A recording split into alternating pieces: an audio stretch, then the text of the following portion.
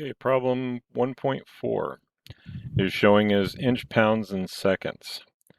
The part origin is at the top middle of the circle. Kind of a strange place to put it, but okay.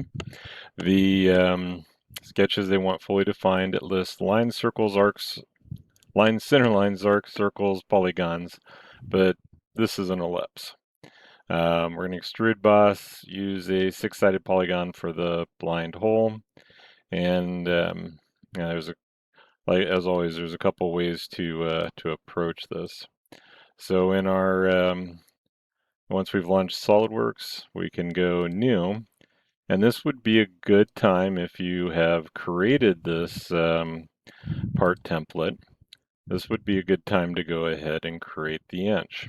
So if you haven't done that yet, I would recommend going back to the metric template, and we want to edit the document units, inch, pounds, and seconds. We're going to go to 3 decimal places.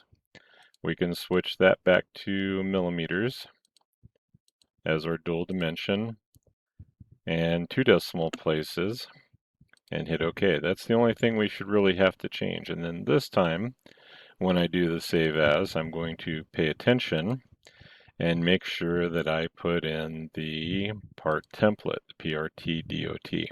All right, so I see my default, I see the millimeter. We go ahead and make this an inch.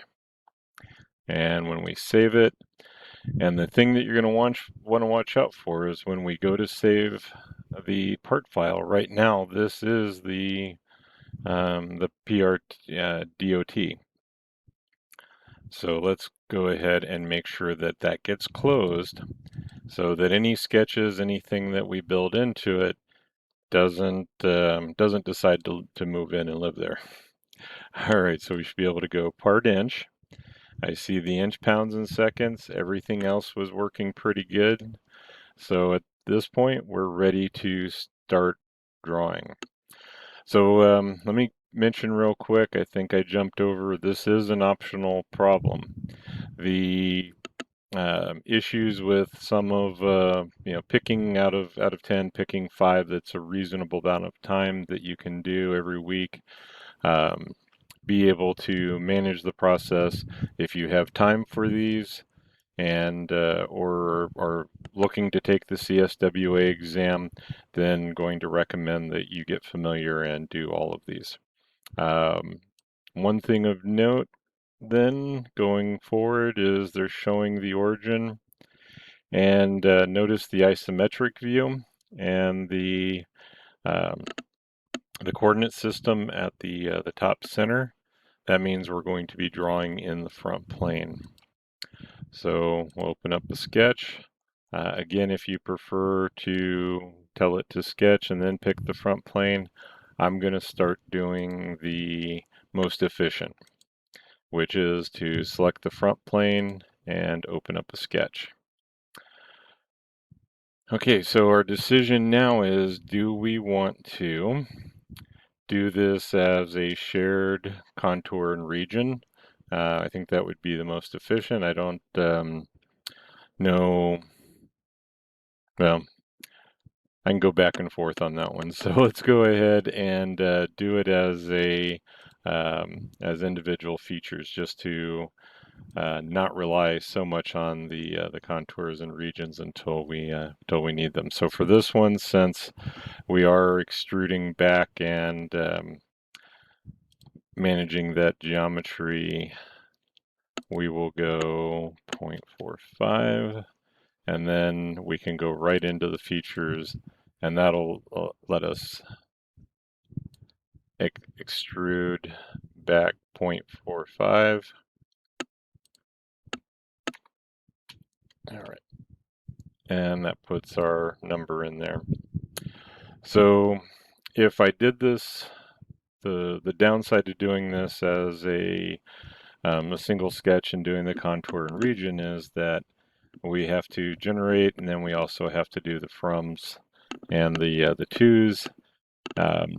it's not that big of a deal, but there are times where it's just going to be easier to manage the sketch with individual features.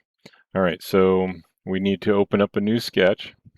And I mentioned that if you don't pre-select anything and just go into one of the sketch tools, it will ask you. Well, in this case, I pre-selected the face, and when I go to my polygon tool, it jumps into the sketch, jumps right into the polygon tool. So you're not locked into having to select the face, go into the sketch, there's different things that go on that are not doing anything bad. They're just a different way of approaching entering the sketch. All right, so our hexagon here has a normal hexagon with a 0.25 from flat to flat. That would be the inscribed circle. So when it generates any of the polygons, you're going to have an inscribed or circumscribed circle, and you can either define it between the two objects.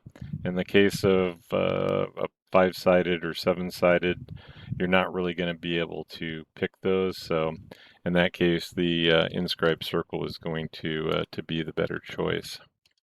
So 0.25. And then our choices for relation, I would go with the horizontal line to be horizontal, or one of the lines to be horizontal or vertical, depending on what you're trying to get it to do. Or we can go between the points and make them horizontal. So either way, get used to looking at these and saying, what do I have available? And if I can do it in one click, then I will apply the relation to that geometry. So let's go ahead and extrude, and that is going to make a positive. So let's cancel that and go to the cut extrude. In this case, it will be a blind end condition, and it is 0.15 off of the base.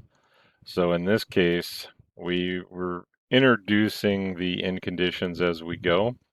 So if I go offset from surface, I would be able to pick that surface and enter a direct number of 0.15. All right, otherwise I'm doing the math, and I know 0.45 minus 0.15, 0.3 is not really that difficult. But if I can get numbers in there that are directly correlate to the drawing, that's going to be the best option. So one thing I want to point out real quick, I want to verify that number after I did it. So if I select and control select the surfaces, so select, rotate with the middle mouse wheel, select. On the status bar, it's going to give me a normal distance in most cases, or if it's an arc, it'll give me a diameter or radius, and we can have that that quick reference available to us. Okay, so again, middle mouse wheel, rotate to wherever it's comfortable. We select the face, and then on the context bar, we're going to have a sketch. Now the lower sketch opens up a new sketch where the top one says edit sketch. Edit sketch would take me back into sketch 1, and then I could make changes. So what I want is a new sketch, and it rotates over, and there's no orientation set to this one, so I'm not too worried about it. And even though it says that there are arcs, really this should be an ellipse. So an ellipse has kind of like the 3-point circle. You start and you either draw your major or minor. It's not a major or minor axis until you put a dimension on it. And then because you have the dash lines, you grab one of those and bring it into the shape that you want. So right click and select, or hit escape on the keyboard, and that'll put me to where I can select a couple of points. You're going to have 4 node points for the ellipse. So we'll go horizontal, And then our dimensions, in this case, all we have to work with are the node points. So we have 0.5, and you should be getting into the habit of select, in this case, select, place the dimension, look for the modify box, and the overall is 1.6. Okay, so that gives us our ellipse geometry. I'm going to go ahead and include the circles. Oh, did not place that one. I was in click. So let's go ahead and place those and right click and select, or again, escape on the keyboard. Select, control select, and those are going to be equal so that when I apply my dimension, so selecting the circle, we go to a diameter of 0.125, an eighth of an inch.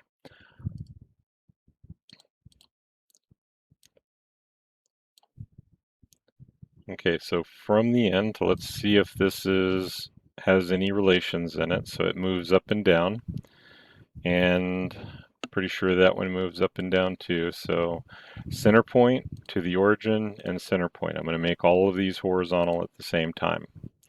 All right, so multiple points. Sometimes there are conditions where it won't like that, but most of the time, simple case, it's going to not have any issues.